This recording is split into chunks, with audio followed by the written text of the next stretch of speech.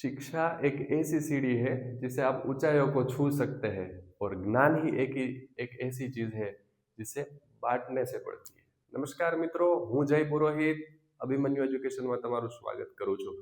કેમ છો બધાય? મજામાં? બહુ સારું ચાલે છે ભણવાનું? તો મિત્રો, આજે હું તમને ત્રણ વિજ્ઞાન વિશે માહિતી આપવા આવ્યો છું।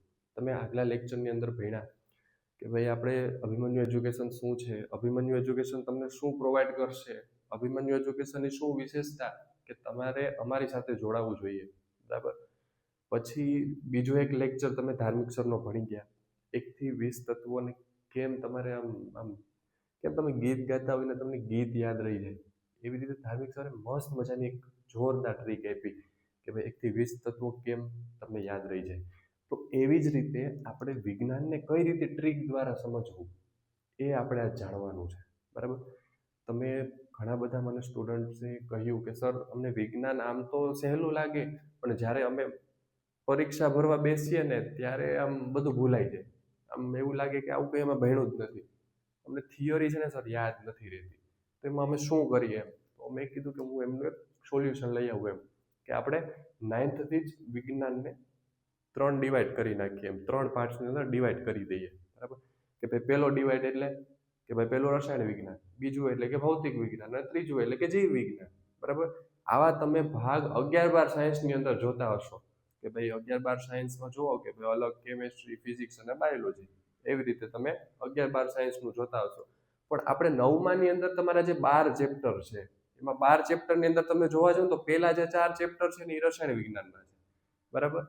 પછી એમાં 5મું, 6ઠું અને 12મું ચેપ્ટર છે ને એ જીવ વિજ્ઞાનનું છે, અને બાકીના વધેલા જે 5, 7, 8, 9, 10 અને 11 આ 5 ચેપ્ટર છે એ ભૌતિક વિજ્ઞાનના છે, બરાબર। તો આ ત્રણેય અમે 3 વિજ્ઞાનની અંદર ડિવાઈડ કરી દીધા। હવે તમે એમ કહેશો સાહેબ ડિવાઈડ કરી દીધા પણ ભણવાનું તો સરખું જ ને, એનું પણ એક સોલ્યુશન એટલે કે ત્રણેય વિજ્ઞાનને હું 3 અલગ અલગ ફેકલ્ટી સાથે ડિવાઈડ કરી અને 3 મસ્ત મજાની તમને મજા આવી જાય, તમને એવું થાય કે વિજ્ઞાન ખાલી વાંચીએ ને તોય મનમાં યાદ રહે એવું વિજ્ઞાન હું તમને સહેલું કરીને આપીશ। એટલે કે અમારી 3 ફેકલ્ટી આવશે વિજ્ઞાન ભણાવવા, બરાબર। જે રસાયણ વિજ્ઞાનના પહેલા જે 4 ચેપ્ટર છે એ આપણા ધાર્મિક સર જે તમને 1 થી 20 તત્વોની ટ્રીક શીખવાડી હતી, પછી જે 5મું, 6ઠું અને 12મું ચેપ્ટર છે ને એ આપણા દેવલ સર લઈને આવશે, જેમની હું મુલાકાત ટૂંક સમયની અંદર તમને કરાવવા આવીશ, બરાબર। આપણા અભિમન્યુ એજ્યુકેશન સાથે આપણા દેવલ સર પણ હમણાં નવા જોઈન થયા છે, બરાબર। એનું જે બાયોલોજી સબ્જેક્ટ છે એની અંદર બહુ સારી એવી જોરદાર એની કમાન છે, અને જે ફિઝિક્સના 5 ચેપ્ટર છે એ હું ખુદ તમને ભણાવીશ, એમ તમને બહુ મજા આવશે। પછી મને 2-3 એવા સ્ટુડન્ટ્સે મને કોલ આવ્યો કે સર આ ફિઝિક્સ છે ને એમનું કંઈ સમજાતું નથી, ગણિત છે કે વિજ્ઞાન કંઈ ખ્યાલ નથી આવતો। મેં એને કીધું દીકરા ફિઝિક્સને સાયન્સનો રાજા કહેવામાં આવે, એટલે રાજાને સમજવો ને એ એટલો પણ સહેલો નથી, પણ આપણે અભિમન્યુ એજ્યુકેશન દ્વારા એ સમજવાનું છે, બરાબર। તો આપણે રસાયણ વિજ્ઞાન, ભૌતિક વિજ્ઞાન અને જીવ વિજ્ઞાનની અંદર આપણે ચેપ્ટર બધા ડિવાઈડ કરી દીધા અને એ રીતે તમને લેક્ચર આવશે, બરાબર। પછી બીજી વાત, એક અગત્યની વાત એ કે ભાઈ સર અત્યારે તમે 9મું ચાલુ કરી દીધું, જે 8માની અંદર અત્યારે બાળકો છે એ હવે 1-1.5 મહિનાની અંદર 9મામાં આવશે, એટલે 9મું તો એનું ચાલુ થઈ જાય, એટલે 9માના અમે જે બધા લેક્ચર તમને પ્રોવાઈડ કરશું એ અમે એવી અમારી ગણતરી છે કે દિવાળી સુધીમાં એ આખું જે 9મું છે વિજ્ઞાનનું એ અમારે પૂરું કરી દેવું, જેથી દિવાળી પછી તાત્કાલિક ધોરણે આપણે 10મું સ્ટાર્ટ કરી દઈએ, બરાબર।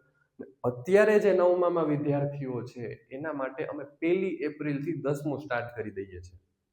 આમ તો અમારે વહેલું જ કરી દેવું જોઈએ પણ અમે થોડાક લેટ છે, પણ અમે ભલે થોડાક લેટ છે પણ 10મું અમે 1 એપ્રિલથી ચાલુ કરી દઈએ એટલે નવેમ્બર આવતા આપણા 10માનો વિજ્ઞાનનો સંપૂર્ણ કોર્સ આપણે ટ્રીક સાથે ભણી અને વિજ્ઞાન આમ તમને આમ કહો ને કે રમકડાને કેમ રમાડો એ રીતે અમે તમને કરીને આપશું, બરાબર।